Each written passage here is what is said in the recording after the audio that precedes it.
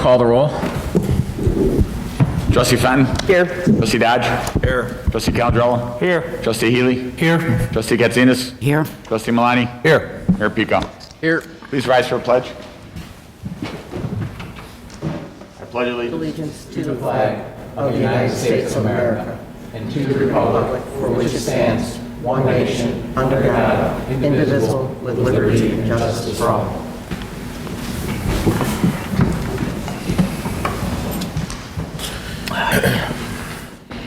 approval of November 16, 2020 Committee to Whole minutes. Mr. Chairman, Trustee Healy. Trustee Fenton. move to approve the minutes of the regular meeting of the Committee of the Whole, November 16, 2020. Second. Any comments, questions? Call the roll. Trustee Fenton. Aye. Trustee Caldrello. Aye. Trustee Dodge. Aye. Trustee Healy. Aye. Trustee Katsinas. Aye. Trustee Malani. Aye. Mayor Pico. Aye.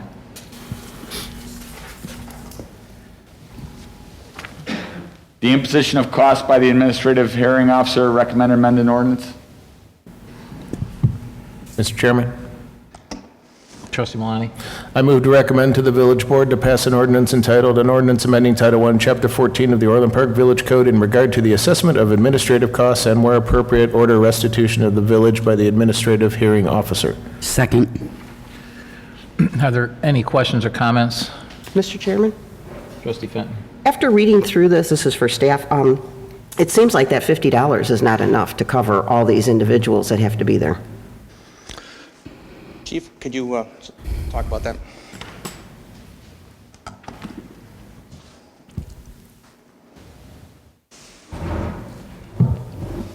Trustee Fenton, you're exactly right. $50 seems low, but that's about the going rate for every municipality out there. We want to stay within that realm so we don't see ourselves getting a civil lawsuit regarding that thing. So we want to stay well within that range there. Typically about $50 per liable is the going rate. Oh, okay. Any other questions or comments? Call the roll. Trustee Malani. Aye. Trustee Katsinas. Aye. Trustee Fenton. Aye. Trustee Dodge. Aye. Trustee Caldrello. Aye. Trustee Healy. Aye. Mayor Pico. Aye. Temporary moratorium on enforcement of the duration of temporary sign permit. Mr. Chairman, Trustee Malani. I move to pass an ordinance entitled, an ordinance granting a temporary moratorium on enforcement of Section 6-307G1C of Village of Orland Park Land Development Code. Second. Any questions or comments? Mayor Pico. Trustee Dodge. So, can we talk about this from a background perspective? Sure. So as the item kind of points out, when some of the restrictions related to the COVID-19 pandemic were placed on different businesses, restriction of hours, limiting their operations, the village relaxed the enforcement of temporary signage, mainly banners, with respect to that, so that the business, if they had a difference in their operations or changing of when they would be open, if they would be offering curbside pickup, drive-throughs, anything of that nature, they would be allowed to put that on a banner and not be subject to a typical sign restrictions. After the reason that we did that, thinking that initially when these restrictions came on for the businesses that they would be in a much more limited capacity than it has shown through.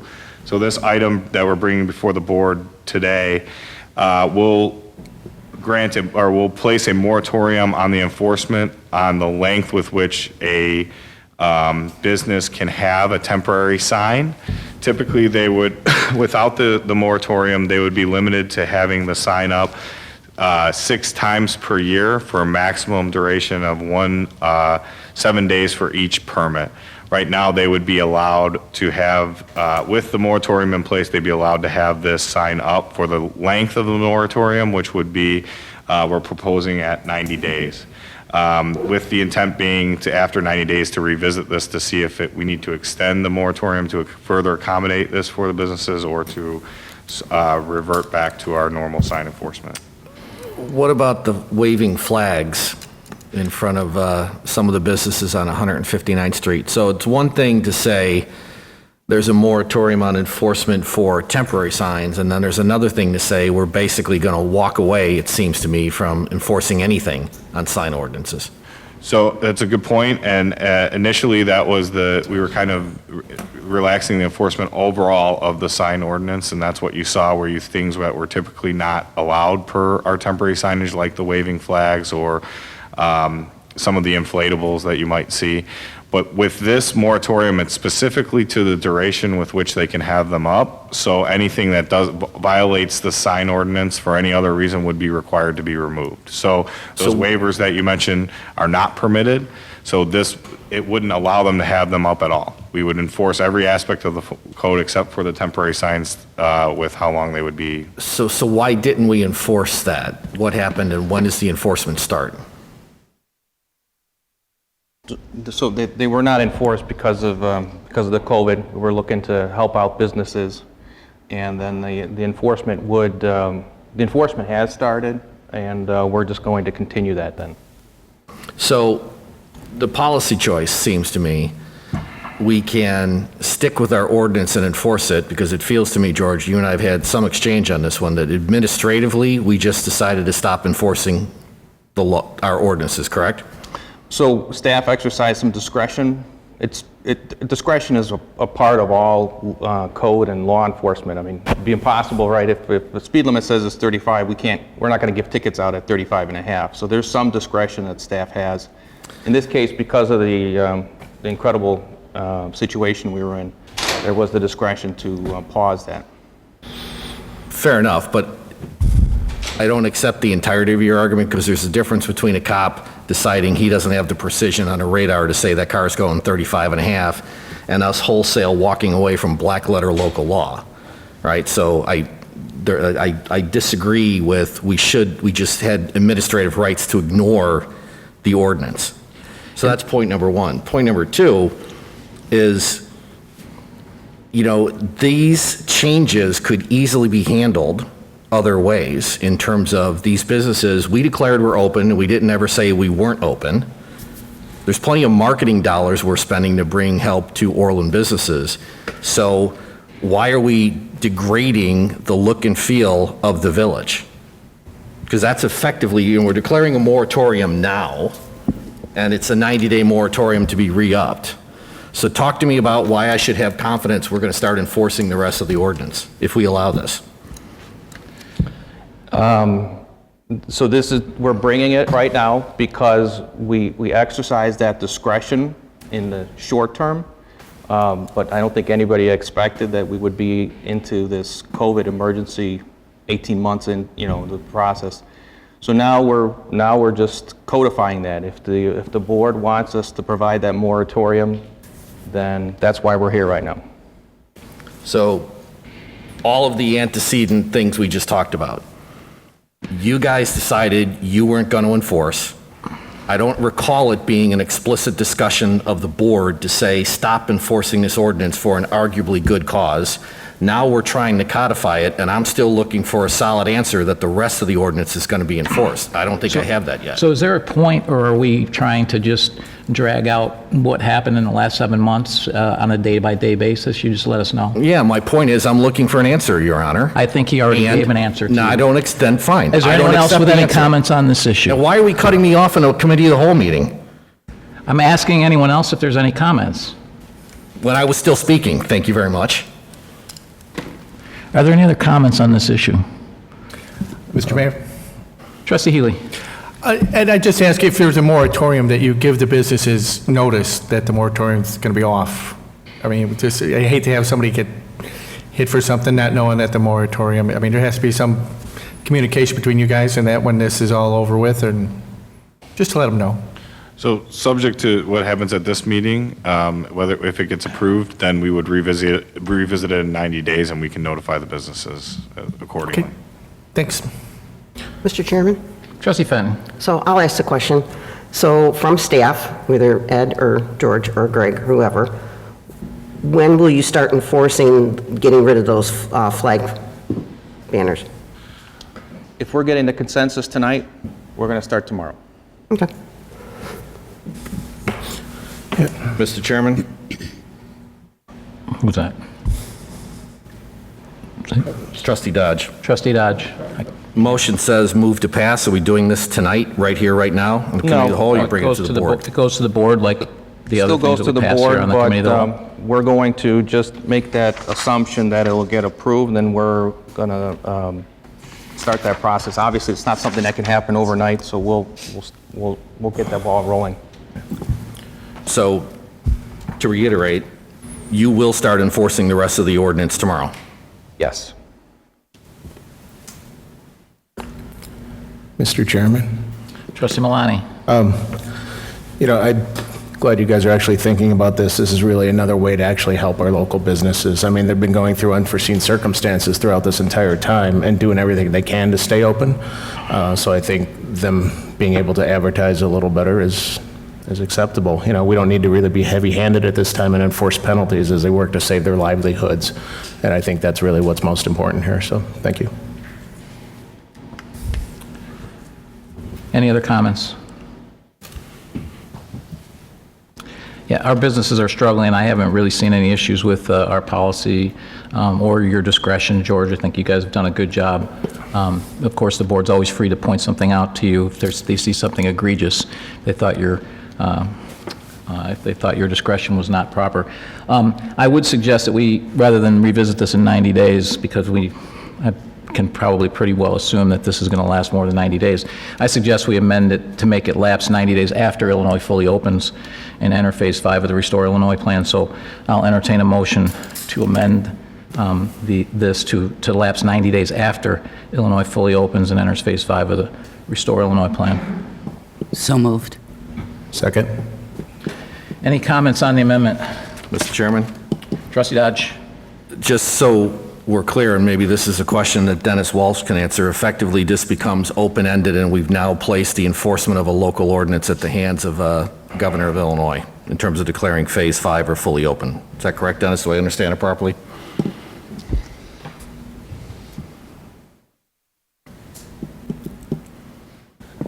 I'm not sure if I fully understand that, but the way I'm understanding the amendment is the timing of it is a function of when the governor declares Phase 5 to be in effect.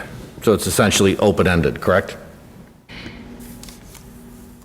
I don't know what you mean by open-ended. Open-ended, so we don't have 90 days to revisit this as a board. It's going to be pended to whenever Governor Pritzker declares we're open. When he declares Phase 5, yes. Okay, thank you. Any other comments? Call the roll on the amended motion. Trustee Katsinas? Aye. Trustee Malani? Aye. Trustee Fenton? Aye. Trustee Dodge? No. Trustee Calandrello? Aye. Trustee Healy? Aye. Mayor Pico? Aye. The amendment passes 6-1. Are there any other comments on the main motion? Call the roll on the motion, including the amendment. Trustee Malani? Aye. Trustee Calandrello? Aye. Trustee Fenton? Aye. Trustee Dodge? No. Trustee Healy? Aye. Trustee Katsinas? Aye. Mayor Pico? Aye. Motion carries 6-1.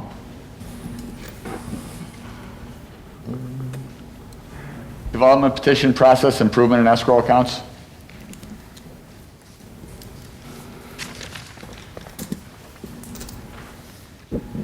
George, can you have someone give us the review of this?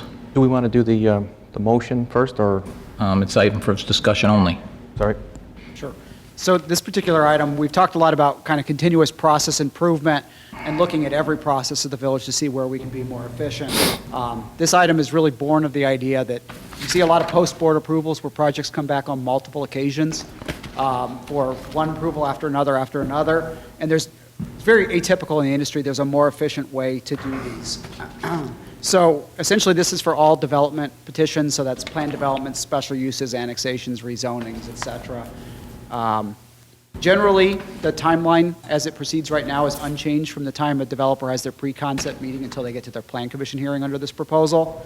But at that point, it really bifurcates and runs two parallel processes to save a substantial amount of time.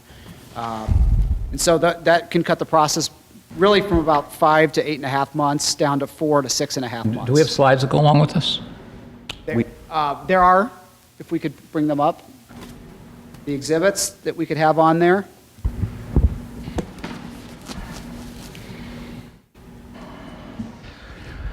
So if you look at the existing petition process, you'll see it's really a linear process. So if we scroll down, you can see that one item follows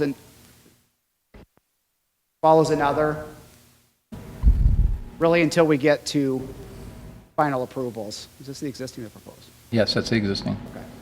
And if you switch to the proposed process, you can see that once we hit the Plan Commission public hearing approval process, that it bifurcates into 2 separate columns.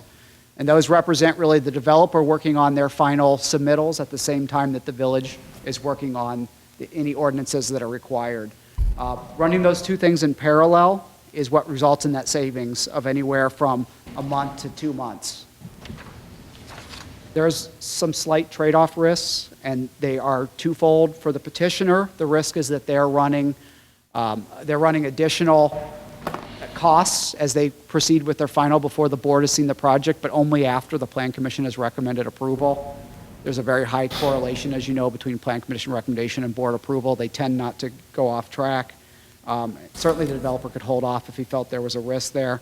And the other risk is that legal is already drafting those ordinances before the board's approval. So there's some additional cost expenditure there, all of which results in savings at the end, but there's more expenditure up front. And the other part of this proposal is really to collect an escrow fee or a prepaid balance against the pass-throughs that the expenses. So those are landscaping and engineering reviews. And that Development Services has taken a look at those and concluded that the highest correlation is between the size of the project, i.e. less than an acre or up to 10 or more acres, in terms of what those costs are. So those would be collected with the petition submittal, and then expenses would be documented against those and charged against that account. Again, there's no real new expense here. It's a difference in how it's processed. And then there would be a minimum balance throughout the process to ensure that there's sufficient money there, because those invoices, as you can imagine from consultants, do lag as much as a month. So sometimes you'll get through the process and you'll incur an expense after the project has already seen approval. And then at the end of the project, that balance would be refunded to the developer. So again, at the end of the day, there's no additional cost, and the project is done between a month and 2 months sooner.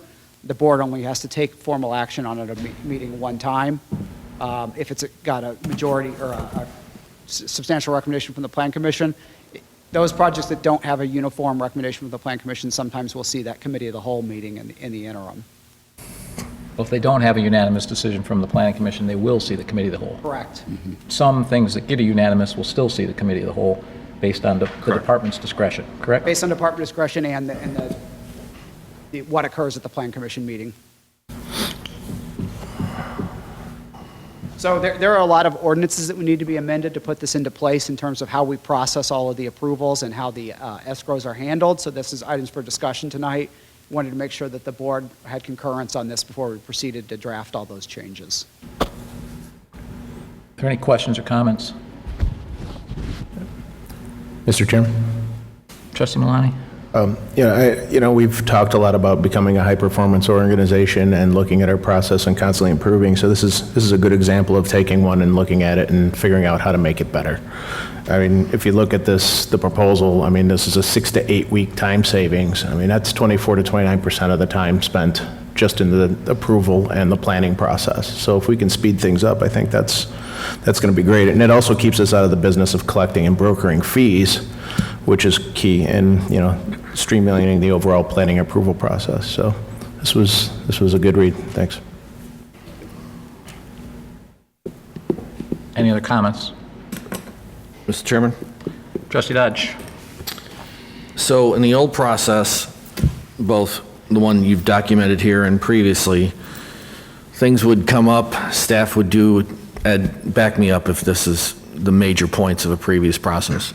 Someone would come to the village, if they moved expeditiously with the process, we move things along pretty well between Plan Commission per state law with the hearings and then to committees and then on the boards for full votes. Often doing the best we could to accelerate it. So my point there is the committee, as a part of the board, the Plan Commission and the board saw these things a number of times as they went through the process, correct? Yes. In the new proposed process, basically, staff does it all, the Plan Commission does it all, and then one board vote, correct? Correct. Okay? And that nets us what? What are we losing in terms of oversight or input in this recommended process? I get the theoretical savings in time, because what we haven't solved for here is dependency on the petitioner. Right. So I get that, and I think it's a fine-looking diagram. Just talk me through how I should think about this in terms of the lack of elected official input, formally. Well, I guess that's one way to look at it, but the way I would look at it is what we're doing now, and it's similar to the way the development process works in some other municipalities where they'll have you go through a conceptual level approval, a preliminary approval, and then a final approval, which includes public hearings throughout at each. So you go through essentially the development process that we've outlined, but you do it 3 times. What we're proposing here, as opposed to getting a preliminary level approval at the board initially, and then these items coming back to the board for approval, final ordinances or mainly the final ordinances that are coming back later on after they've secured their final engineering, their final landscaping, their final planning approvals administratively. Those items, a majority of the time, if you recall, would come back on the consent agenda for a procedural level approval. What we're proposing now with this development procedure is they're not coming back until they've fully vetted and gotten approval on all final aspects of their project. So it's not, I wouldn't say it's a lack of oversight. I'd say it's just, instead of looking at it piece by piece as those final approvals come in, dependent upon a petitioner prioritizing them, I would say, we're forcing their hand a little bit so that we're setting a priority of what final approvals they need to get, and before the village board sees it, the culmination of all those efforts, they have to have them all finalized. So you're not going to see a preliminary level. You're going to see the preliminary level up to Plan Commission, but then the full final approvals will come to the village board. So that's So that then, for future boards, that then is a point of input if we think it's not a great design or it has an issue, right? That's what you're saying? Right. I think the other part of savings that is necessarily represented here is that sometimes what's brought forward for preliminary approval, once they enter the final document stage and the final engineering stage, will be determined that it needs substantial changes or can't be built in the configuration that was approved, and that kind of sets them back. At this point, when the board approves something, all of the final documentation is ready to go, and we know for certain that it's a viable project. Which moves elements of the process around.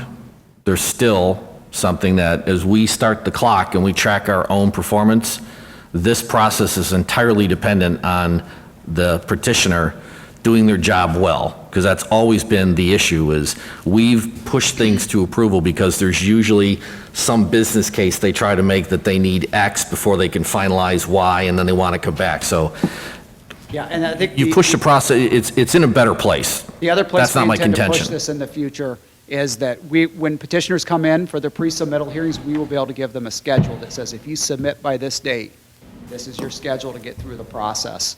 But it's important when you do that, exactly as you're saying, that you give them the caveat that that petition is dependent on them meeting the submittal dates that are on that document as well. Thank you. Any other questions or comments? Okay, let's move on.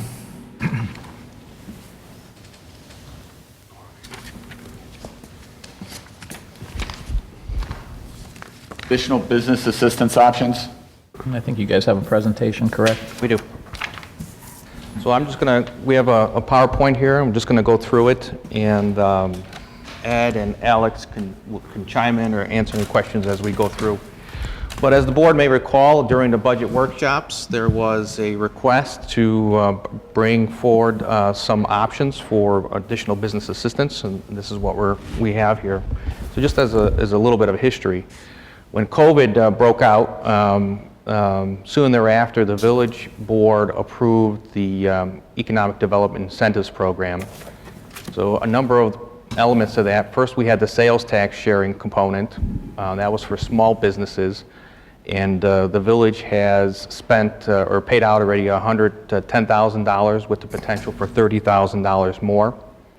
We had the hotel incentive program for existing businesses. In that one, we've spent out close to $11,000. As part of that economic incentive program, we had a number of new programs as well. So we had the non-traditional sales tax sharing program. We have a backfill vacant restaurant program, a new hotel incentives program, the commercial impact program, and the advanced manufacturing incentive. So as far as some of those other inducement, and then we also had inducement agreements as well. From that point, we had Pete's and Caputo's take advantage of that. Another thing that we've done to help businesses was the Shop Orland Park initiative. So earlier this year, we did the Shop Orland Park rebate program. We issued close to 800 Visa gift cards for smaller values in the amount of $22,000. And then we issued $135,000 as part of the vehicles incentive program. And currently, we have our Dine Orland Park incentive program. Anybody spending $100 at an Orland Park eatery can submit their receipts and get a $10 Visa gift card. Additional relief during this period was expanded outdoor dining for restaurants. There was a fee waiver for the second rental property inspection, and as we just discussed, temporary moratorium on enforcement of temporary sign permits. What the village has also done is there's a lot of assistance to businesses right now, and they're all over the place. So what we've done is we've created a dedicated COVID-19 business assistant web page for Orland Park businesses. It contains information on the multitude federal, state, county, local, and other resources that are available for businesses. And as resources come available, we'll keep updating that web page, and we'll keep marketing that web page so that our businesses know of the multiple programs that are out there. So during one of the budget workshops, there was a discussion regarding a business loan program. As the board may recall, the village had an economic revolving loan fund. It was established in '87. Very few loans were ever processed. I'm not sure if any were ever processed, but very few. And so the proceeds from that revolving loan program were transferred to the Shop Orland Park program. It was an immediate assistance for businesses. So one option for a business loan program is to reestablish the village's previous economic development revolving loan program. We're estimating that once the Dine OP program is complete, we'll still have $360,000 remaining. At $360,000, the village would be able to issue 36 $10,000 loans. That's one option for funding. Another option that other municipalities have used is their CARES Act funding. In our case, our CARES Act came through Cook County. So when we've done research, we've looked at other municipalities. They received much more than the village received because they didn't get their direct allocation from Cook County. But in our case, we received $475,000 from Cook County and $8,000 from Will County. Now, the proceeds from that, the money that we received went back to reimburse critical employee wages. If we received our CARES Act funding per capita, we had estimated that we should be receiving $9 million. But since we have to get it through Cook County, we're just shy of $500,000. So that's another potential source of funding for a business loan program.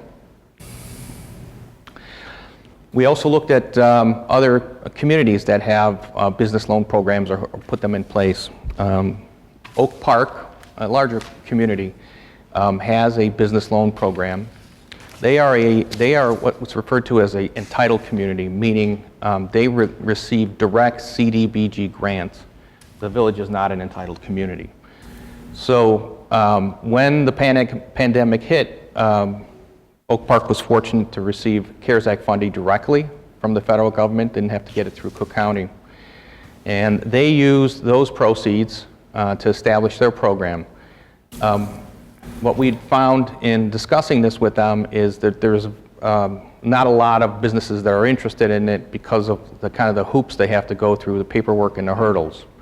So to date, they've distributed 37 loans at $5,000 each.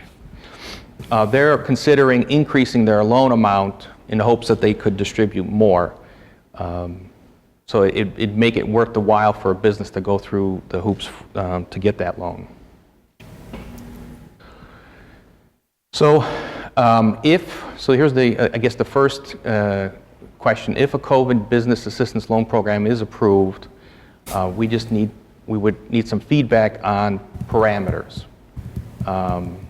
So there's approximately 3,000 businesses, as was mentioned. If we use the 360,000 that we anticipate to be left over, is it, how do we distribute that money? Is it a lottery, or what would we do there? So as I'm going through here, obviously, if there's any questions, Well, please. let's stop here and discuss this so we don't run all the different ideas Sure. together. So, any comments on this? Mr. Mayor? Trustee Healy?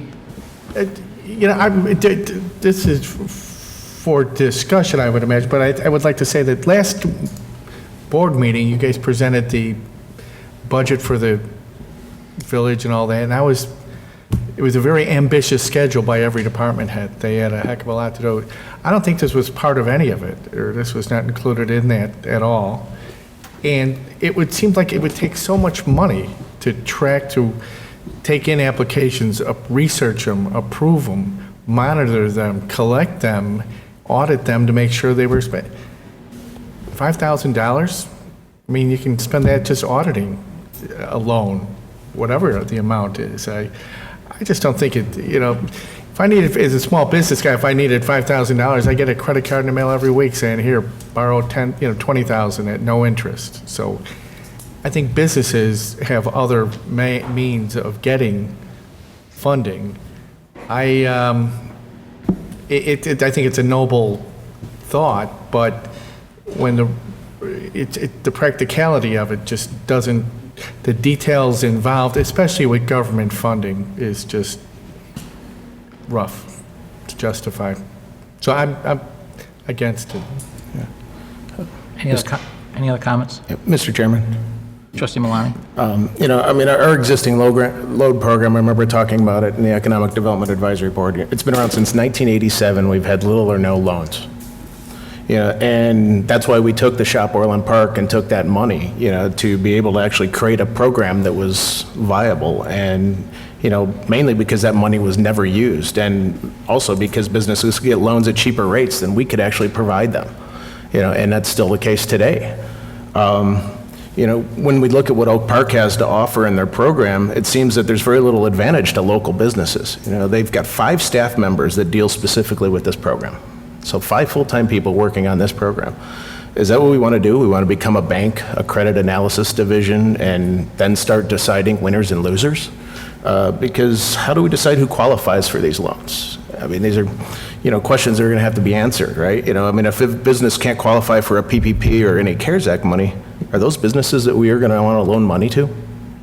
As I look at this, there's over 3,000 businesses in Orland Park. If we wanted to give money to every business, we could give them $170 out of the funds that we had set aside for the current loan program. And to me, I think an incentive has to work for the greatest good for the greatest number of people, and I don't think we can really do that with this, because we really don't want to be in the business of judging who gets money. So, Mr. Mayor, Trustee Calandrello? I would like to explore this. It sounds like I'm in the minority, but especially now with no second wave of stimulus coming in the short term, it seems feel like our small businesses are going to have a couple of months of hard living. and even a small amount of 5,000, 10,000 could be it. Now, some of my fellow trustees make some good point about how we exactly do it. That's why we have staff, and that's why we have experts as I look out here. So I would be open to looking into this. I think it's a good exercise that we should figure this out. However, it sounds like I'm in the minority, so. Mr. Chairman? Trustee Fenton? This is to staff. Have any of the businesses that have been here for a while who know that we have this money, this loan fund, has anybody inquired as to whether or not we were going to offer it to them?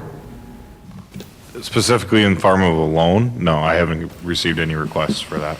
Have they asked if the village is going to financially try to help support them besides the programs we've already done? They've asked about what programs we had prior to our instituting some of these, but that was it, yeah. Okay. George, Mayor Pico? Trustee Dodge? George, can you go back a slide or two where you showed the CARES funding? Here. So we received just, let's call it 500 grand, make it easy. We've spent that already, correct? Yes.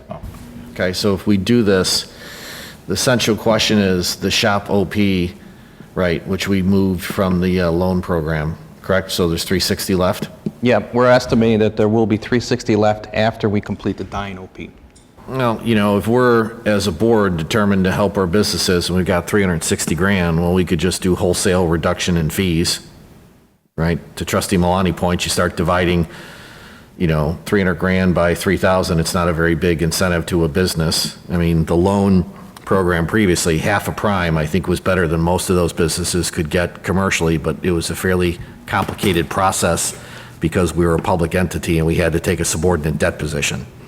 And so there's ways obviously to improve that. So, you know, if we want to have a discussion about reducing fees or doing more marketing to bring customers to Orland Park businesses, that feels to be a better expenditure of money than some of the things that we've done heretofore. And so the next couple slides, we'll have some additional options here. Any other comments on this? Okay, I'm going to make a couple of brief comments and I'm just call for a consensus on just the loan program because we've got so many different things you're going to show us. So all the issues that have been noted are accurate. It's well-meaning, but we're not a bank. You know, a business that takes the small loans, you know, means they probably didn't take advantage of the PPP or the Illinois grants or the Cook County grants, or they did, and they're already exhausted those funds and can't get help from their bank. So, you know, put simply, it's likely to go to businesses that, one, can't pay us back and probably didn't take advantage of other things that they should have. I think what's important is that we try and do everything we can to keep our businesses open. That's what they really want. They want revenues to be, and we would need them to have revenues to pay this back too. So that's what we really want to do. So personally, I'll just keep fighting for that. And I just don't think a loan program, I think there's other ways we can do things here. So if you could call a roll call consensus on whether or not to go with a loan program. So a yes vote is to go with it, a no vote is to not. Trustee Fenton? No. Trustee Dodge? No.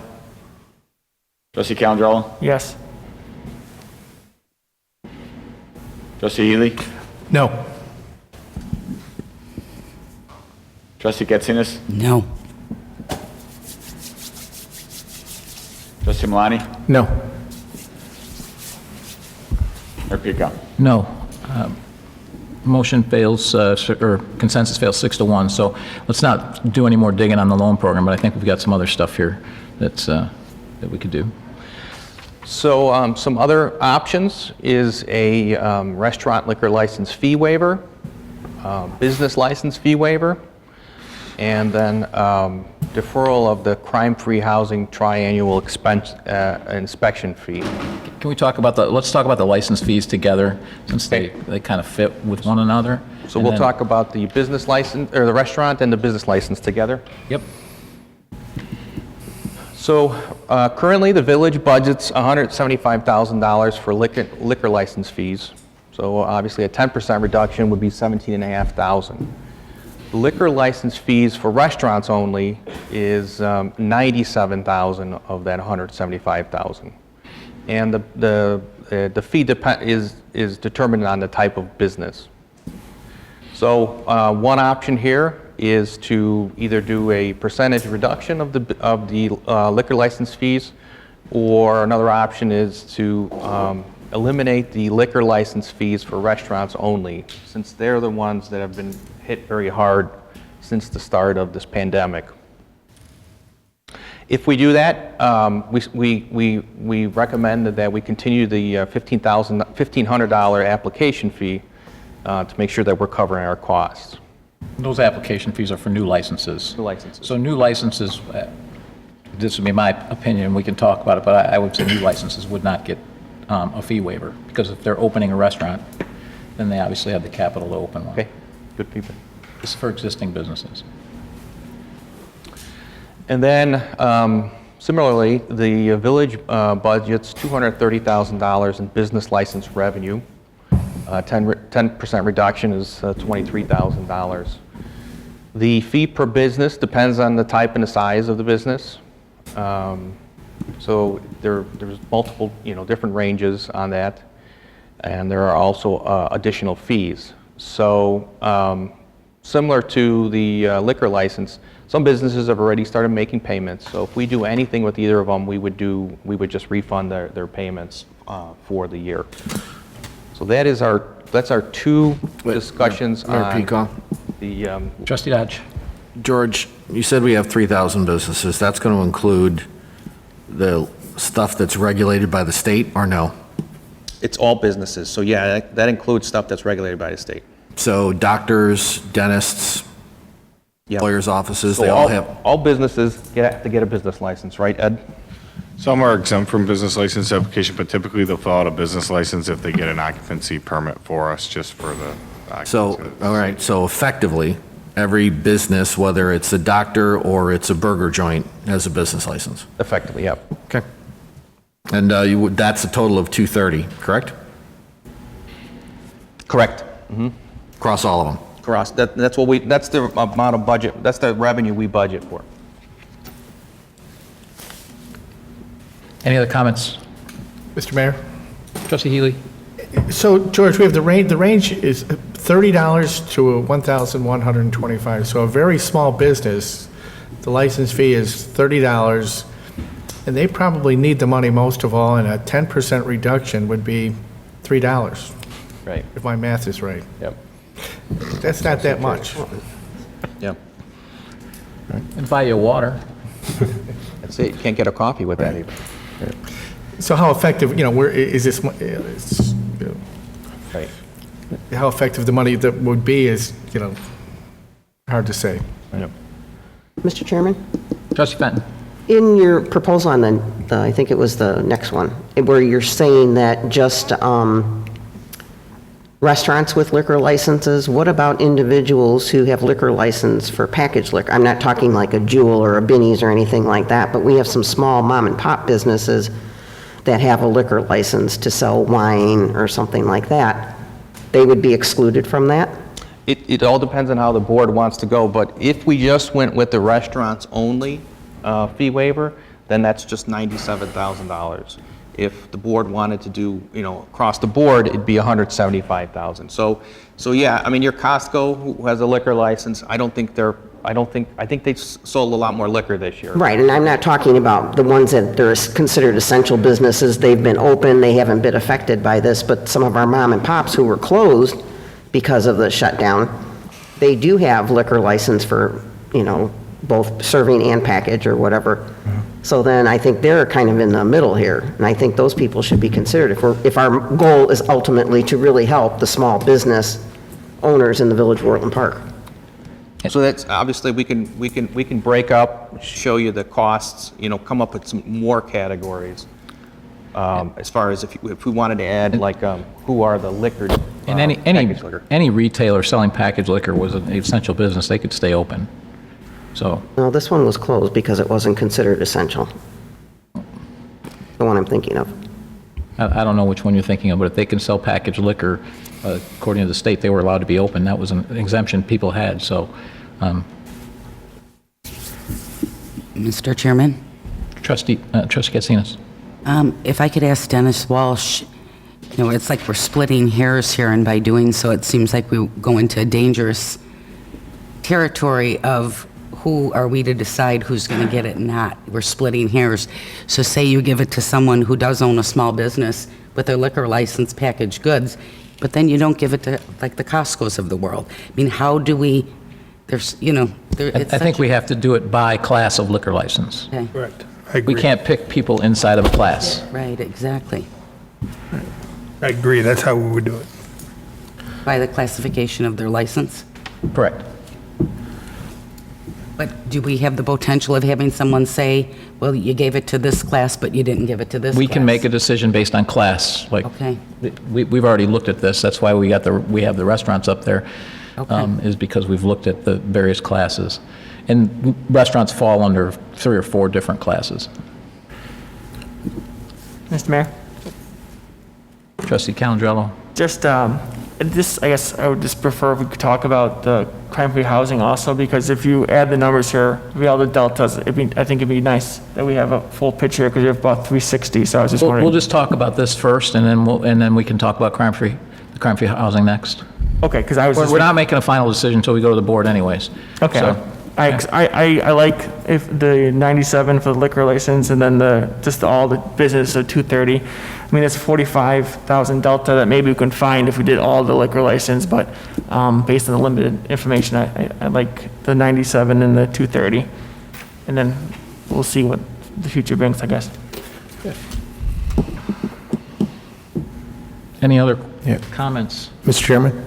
Trustee Malani? Yeah, when this item was brought up at the previous meeting, the original idea was to rebate businesses for their licenses, so I'm glad we kind of took a better look at this and kind of took a step back. And unfortunately, I, like everybody else, I think, kind of thought of the consequences of trying to pick the winners and losers on who gets this, So I do like the idea of discounting next year's licenses for the liquor and the business licenses. It makes a little more sense. We can able to actually do something for most people that were affected and have minimal impact on our revenues. I think I'd like to see it a little higher than 10%. I recently had a conversation with an owner of a bar. This was Saturday night, and he's to the point where he's pretty much in the tank this year. He's promoting drink specials, and he gave me an idea of how bad this has been. He's selling $2 hams, and if anybody likes hams, you're desperate, right? So he's selling $2 hams, and he makes approximately $38 a keg. So he's squeezing his margins so low just to try and stay afloat and to get people to come into that bar, So, it's been tough for a lot of people out there, and, we need to help them in any way that we can, but, as a village, we'd also need to keep in mind that, we need to actually continue to provide our same level of services. So to find a happy medium somewhere here, I think is a good approach, so. Mr. Chairman? Trustee Dodge? I'm not sure how we can avoid making this fairly targeted as opposed to a blanket reduction, right?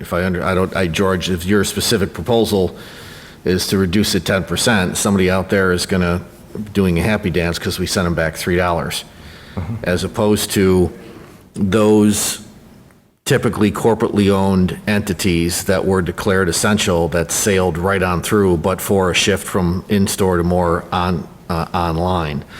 So good, bad, or indifferent, I think I'd feel relatively more comfortable talking about those businesses that were most impacted by various and sundry declarations, guidelines, shutdowns, mandates, and whatnot from the state and federal government, because some businesses were differentially hurt because of the nature of this pandemic, when others, it was barely a blip. So I appreciate the sentiment of the board, but quite frankly, I'm not quite sure how we could avoid making this a little bit more precise than a blanket reduction off the top for everyone. Any other comments?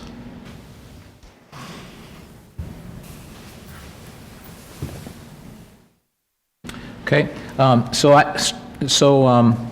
also think this idea has merit. I agree with the board. It needs to be a little bit more targeted than blanket. I'm okay with the overall dollar figure. I think we can find a way to do that, like with that loan program, we could use that money and pretty much cover it. What I'm concerned about is some businesses have been hit extremely hard, and they've been hit multiple times, i.e. restaurants. that come to mind, whereas other stores are still open. It's basically restaurants and entertainment venues. I think all of our entertainment venues actually classify as restaurants with their license fees because they serve alcohol. So I think those would be covered with that. Back to the Costco, Binny's, they did pretty well through all of this, and I don't think we need to be giving them a discount. So an idea that I kind of toyed around with was, what if we gave the $97,350 to the restaurants? We took the additional, I think I came up with, it was $307,650, and if we're willing to do that, is just lower our property tax levy another $300,000. It helps all our residents, and yeah, it might only help them $40 or $50, or $25 to $50 based on what we heard before, but it also is going to help some of the businesses because they own the properties. It's also going to help the landlords that are facing some issues, and many of them have given rent concessions to their businesses. So it kind of helps a class that really hasn't been helped as much with that extra money, and spreads it to everyone. So that was another alternative. Mayor Pico, Trustee Dodge. if we do those kind of reductions, we could certainly do that as an abatement, an additional abatement. We don't have to wrestle that tonight, correct? George? That's If we correct. decided we wanted to put 300 grand in a further property tax reduction, just for talking purposes. So the only thing that's going to happen later at the Board of Trustees meeting is our property tax public hearing. No decisions made until we approve the property tax ordinance at the 21st meeting. Right, the levy's the max.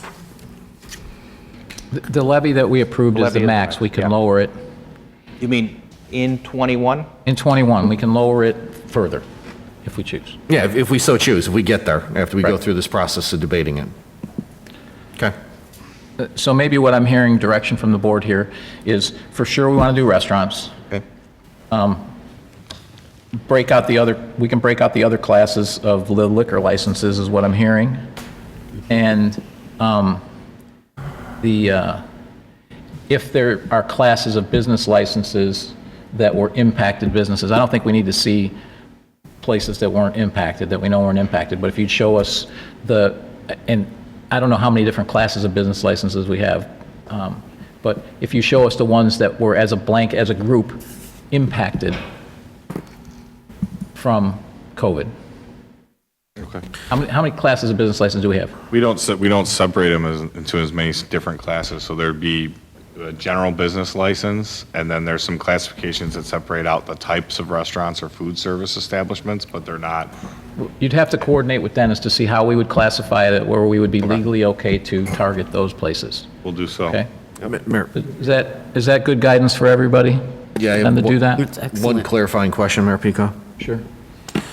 So, correct me if I got this right, retail has been open for a while, right? They were closed for about they were closed from, March-ish? no, they were closed right around April 1st to about June 1st. Right, and so through all that, where I'm going, and I think we're in agreement, is when a lot of the big box declared by the government essential stayed open, okay? I don't think we should be helping them, to be quite honest with you, because they're not the point of this. We have finite resources here. The retail that was closed certainly took a hit, but they were now back open with whatever various and sundry capacity constraints. Then it's the restaurants and the bars that primarily took the hit, correct? That's really who was shut down and on again, off again, correct? That's really who we're targeting this to. Yeah, they were definitely probably the businesses that were most impacted by this. Okay. No, I just wanted to verify that. Thank you.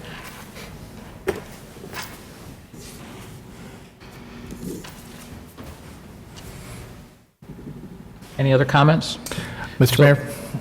Trustee Healy? I love the idea of reducing the real estate taxes because regardless of whether you own a business, there are plenty of people whose jobs were affected by COVID, who aren't employed by Orland businesses, but live and pay taxes here in Orland. It reminds me of carpenters downtown, it really is they're down over 90% of their work downtown right now, and for the last year, they're struggling too. So I'd like to say that doing this blankets covers a lot of areas and not just focused on restaurants.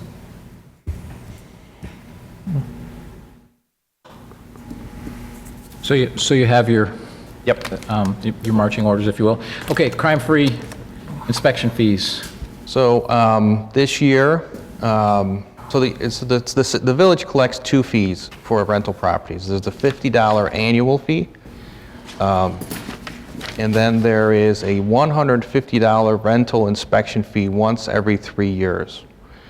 So one option is to waive the $150 rental inspection fee.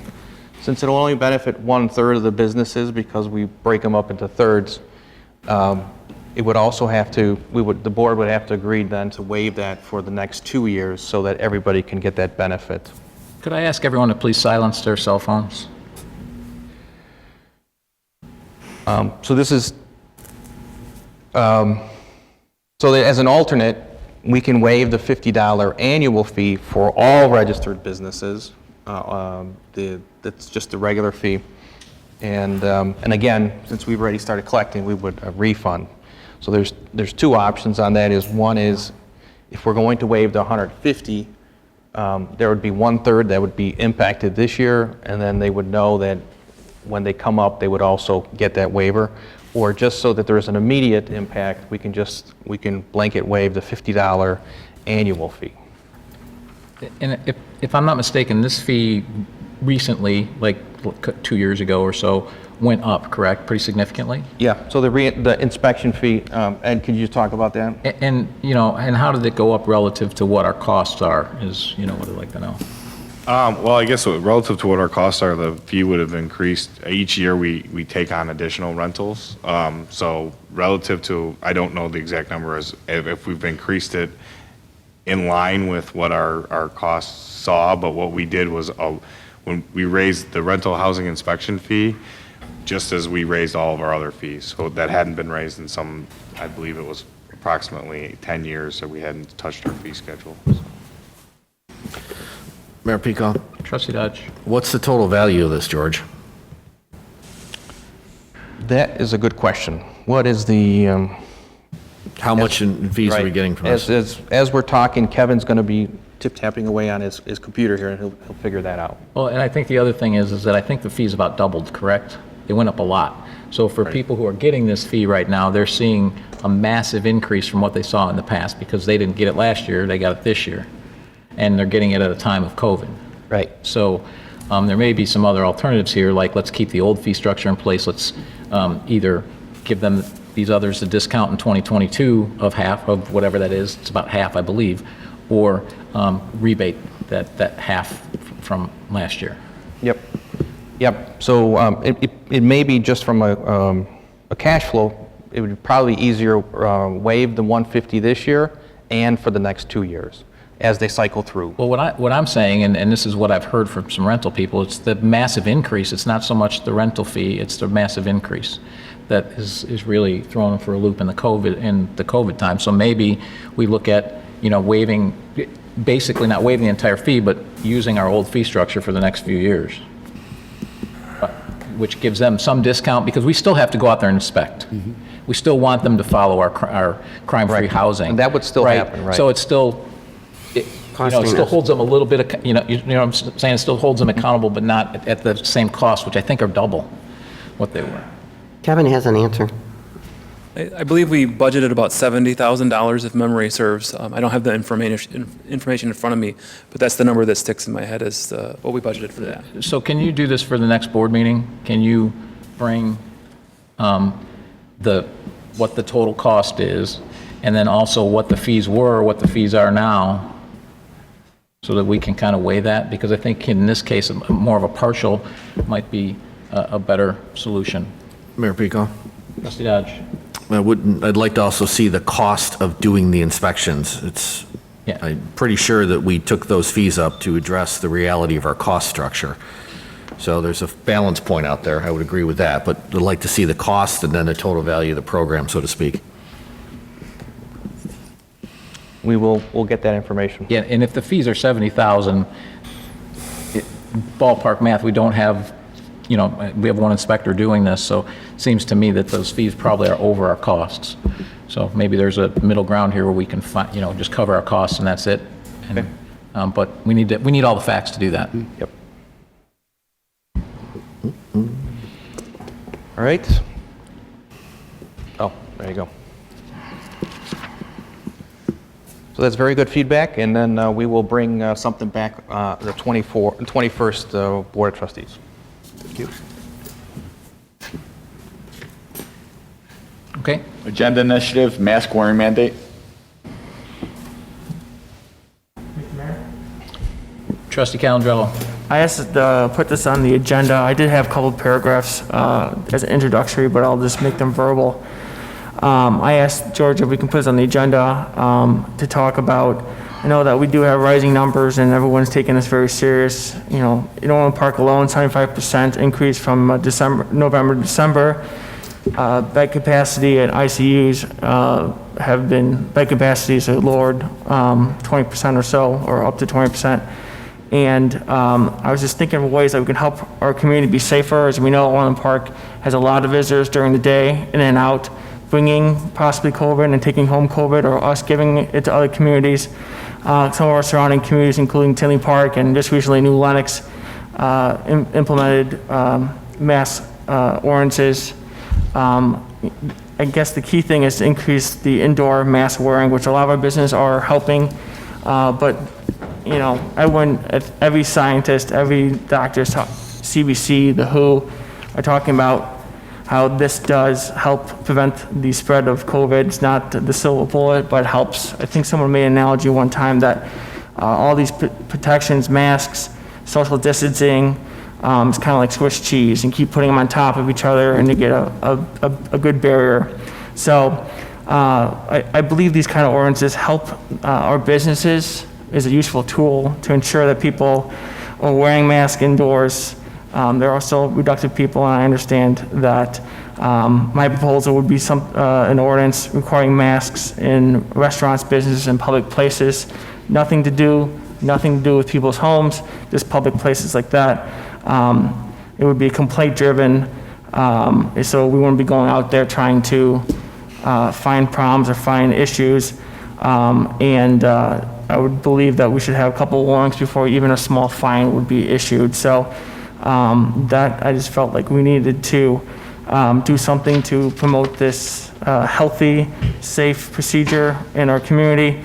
I know that we're trying to help the businesses, and we just spent 45 minutes talking about incentives, and the board wants to keep them open. This is just another tool to keep them open safely. And I think that will help our community and help our businesses, in all honesty. So that's why I brought that up. And thank you for allowing me to put that on the agenda, George. Any comments? Mr. Mayor? Trustee Katsinas. I think the state of Illinois has already issued a mandate on wearing masks on the inside. I've been to the mall several times. I've been to Costco, home improvement centers, restaurants, and I see our visitors and residents complying with mask wearing, and especially when you're with people that aren't your family or aren't in the inner circle. So I'm not making light of masks are important, but I also think this is an election season.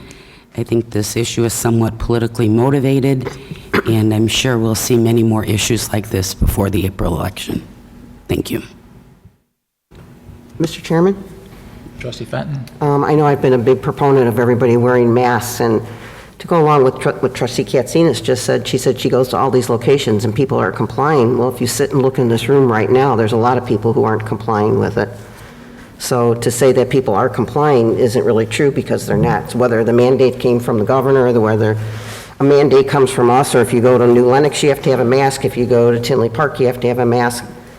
So, people are doing whatever people want to do, and I think the purpose of this was just trying to say that, yes, I care about other people's health, and by me wearing a mask, I'm preventing somebody else from getting it, but people who aren't wearing masks are just saying, I don't really give two hoots whether you get sick or not, because there's so many people who are walking around with COVID that don't even know they have it.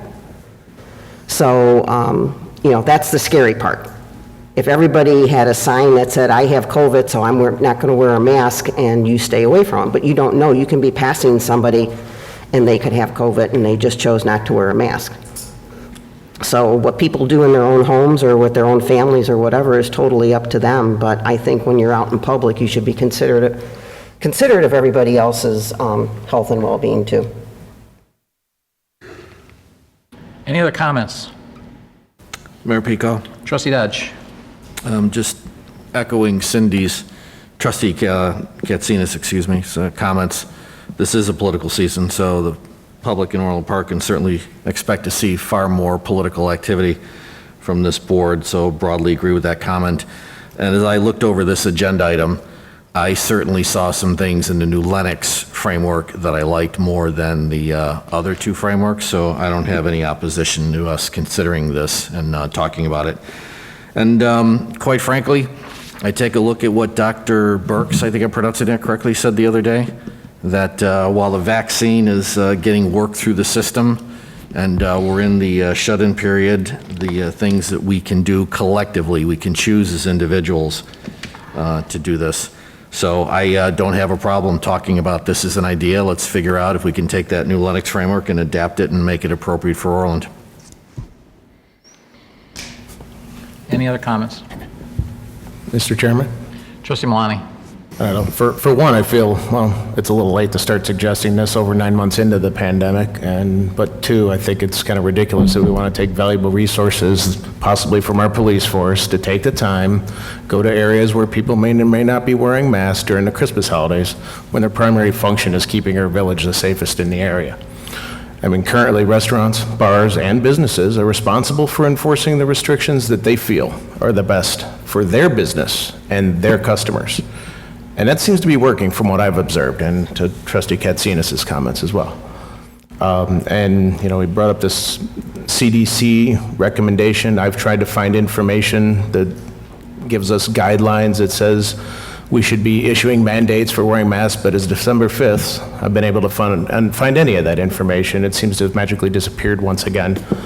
So I'd like to actually see this, you know, because it seems that CDC seems to change their mind every week as to what they think as far as wearing masks, social distancing, which is really the most important part, which everybody I look at who is not wearing a mask in here is doing. Any other comments? Mr. Mayor? Trustee Healy? I see no need for a mandate for wearing masks. Or to me, what's a little bit, you know, unsaid here is just the time that staff needs to spend on this area. I believe it's up to each one of us to have the liberty to determine what's good for, you know, for us to be productive people, productive workers, and productive family members. Informing the public and letting them make their own decisions has worked pretty well so far in Orland Park, and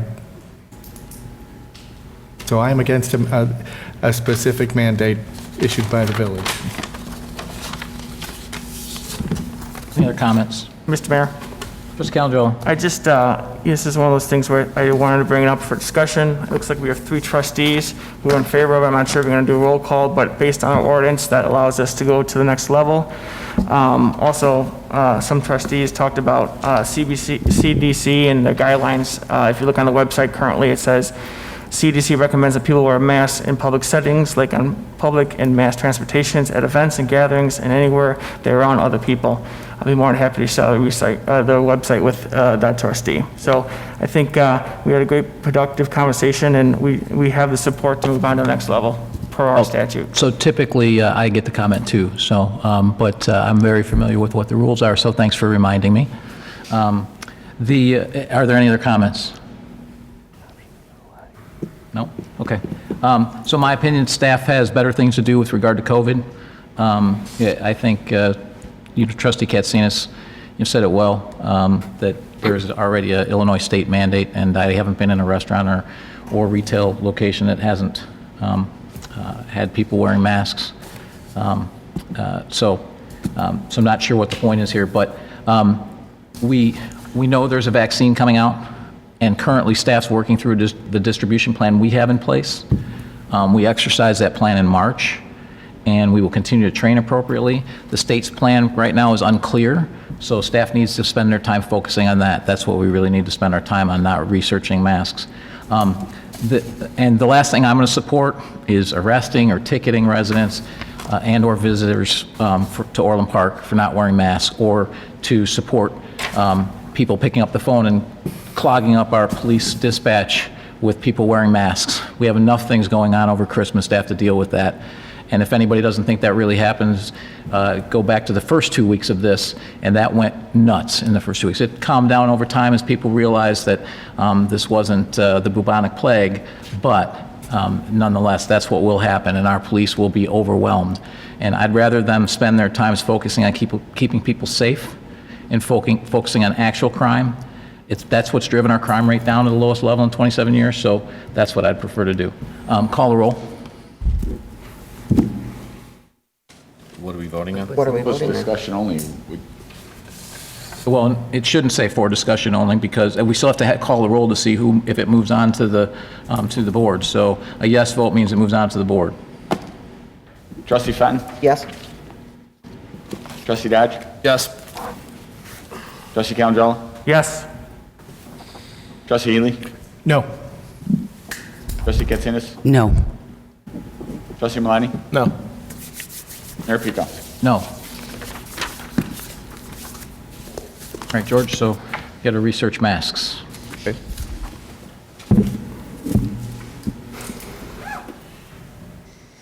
I'll entertain a motion to adjourn. So moved. Second. All in favor? Aye. All opposed? We will reconvene at 7:20.